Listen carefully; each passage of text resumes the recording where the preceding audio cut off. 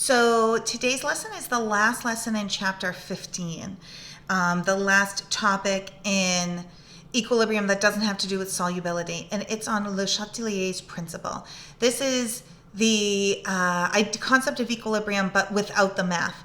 Basically, the main part of Le Chatelier's principle is what's written down there in bold, that if a system at equilibrium is disturbed by a change in temperature, pressure, or the concentration of one of its components, those are sometimes referred to as stress. The system will shift its equilibrium position, meaning that one reaction will speed up while one reaction slows down, or it could be the other way around, so as to counteract the effect of the disturbance. So it's also sometimes thought of as relieve the stress.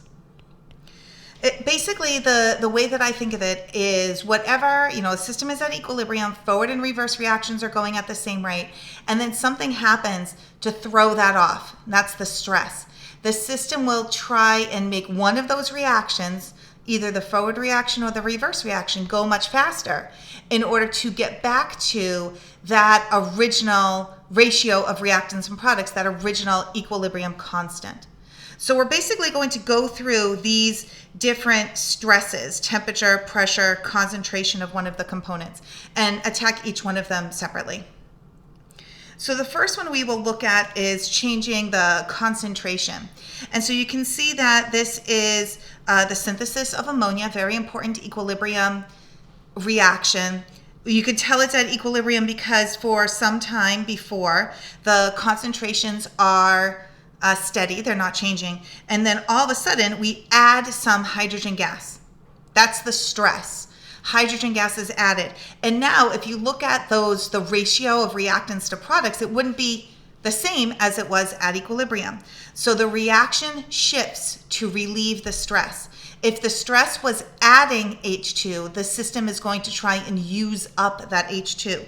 So the reaction that happens brings the H2 down some amount.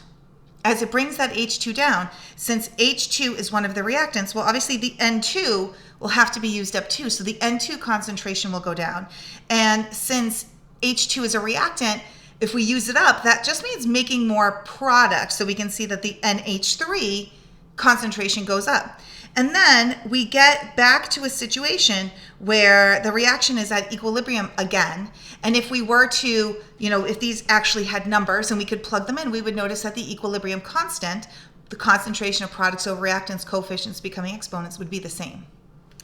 So how do we sort of summarize that? The way that I'm going to sort of the mnemonic that I like to use to help me remember that is AORS, or if you add, it will shift the reaction to the opposite side. And if you remove, it will shift the reaction to the same side.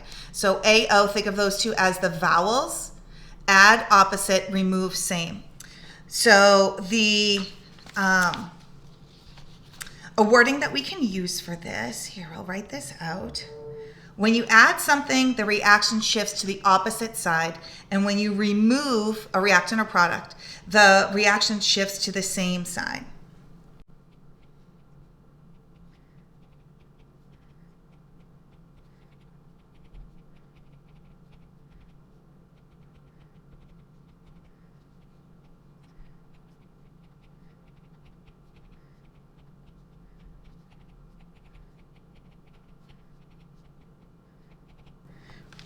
And when I say the reaction shifts, that just means that one of those reactions moves quicker and the opposite reaction would be slower, so that some of one of the reactants or products would sort of build up. The next stress that we have is with the gas. So it's the effects of volume and pressure changes. And first of all, this only is applicable if the equilibrium is in gaseous phases. So with just aqueous, changing the pressure does nothing to it. So it's the exact same idea of like adding opposite. If the pressure is increased, the reaction shifts to decrease the pressure, and vice versa. So what does decreasing pressure look like in an equilibrium situation? Well, if I look at this sample chemical reaction here, I notice that the reactants are composed of 2 moles of gas, while as the product is only composed of 1 mole of gas. So if it shifts towards the reactants, it's going to shift towards more moles of gas. Well, more moles of gas will increase the pressure. If you need to decrease the pressure, it will shift towards the products because the products have less moles of gas. So it's all about, I can't say left or right. It's all about, it will shift to the side with the less moles of gas or more moles of gas, depending if you want to increase the pressure or decrease the pressure. And you would want to do that based upon what was the stress that was added. The other piece of this is that, how do you increase the pressure or decrease the pressure in a system with gases? And most of the time what you actually do is you don't do anything to the pressure, you actually change the volume. So you take a system and you decrease the volume. That's how you increase the pressure. Because as we'll see if the last piece, another way to increase the total pressure of the system would be to add like an inert gas, like a noble gas to it. While that increases the total pressure, it doesn't actually increase the partial pressure of any of the components. So adding an inert gas will not change the equilibrium at all. Okay, so to summarize this, when you increase the pressure, the reaction will try to decrease the pressure and it will shift to the side with less moles of gas.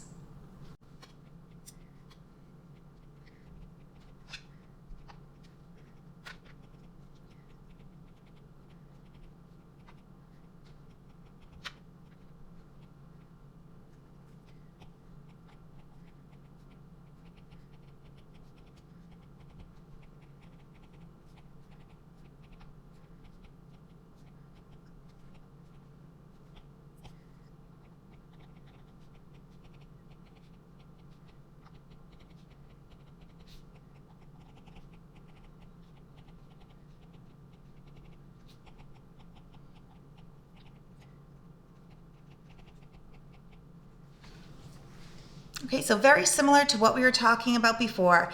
Add pressure, the system will try to decrease the pressure. And how will it do that? And the last one is on temperature change. And actually, I think the temperature change is real easy to understand once you start thinking about temperature as another reactant or as a product. And that would be, whether the reaction is endothermic or exothermic. So you can see in the example here, we have this really interesting system with 2 different unique compounds with cobalt. These are complex ions that we really haven't talked about. But they're just like different types of ionic compounds. So you can see the first one is cobalt with 6 water molecules surrounding it. Now the water molecules are neutral, so the cobalt still has that whole complex ion has a 2+ charge.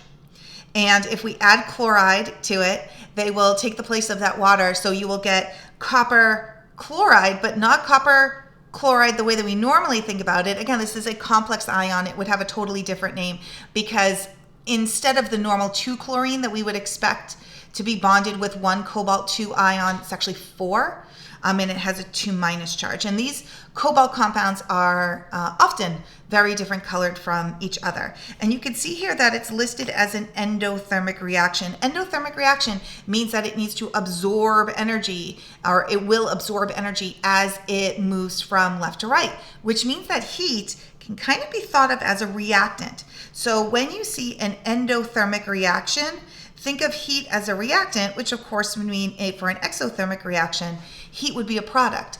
And then once you understand that, adding or decreasing the temperature is only going to be the exact same as the scenario that we did in the very first section of the notes today, where, add opposite, remove the same.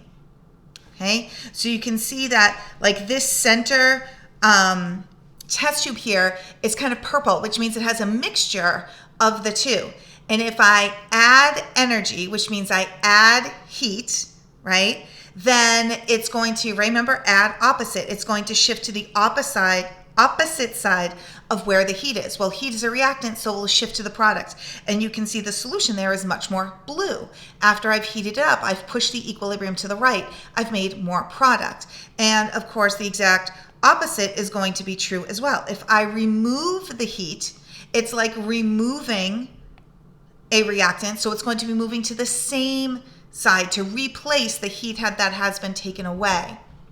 And so in that case, the solution will turn more pink. And you can see it very pink there in a cool solution. So in summary, you basically treat heat as a reactant or product, and then it's the exact same rules as before: add opposite, remove the same.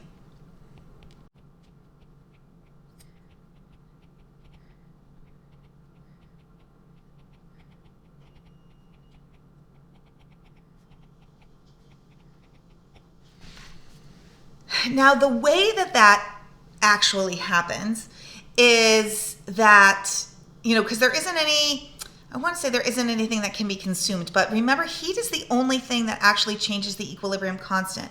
So if I go back to here, why is it that when I increase the temperature, I make more of the blue cobalt, I forget what the name for that would be, but COCl4 2-?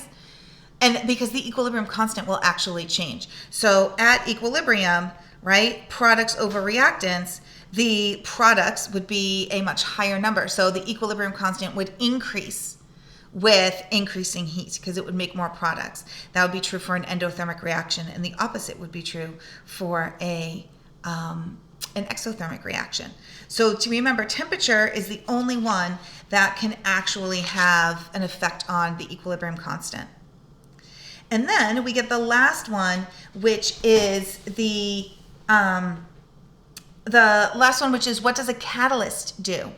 If we think about a catalyst, we know changes the reaction mechanism, which lowers the activation energy, which means that more molecules can have enough energy to overcome the activation energy, but the starting point and the ending point are exactly the same.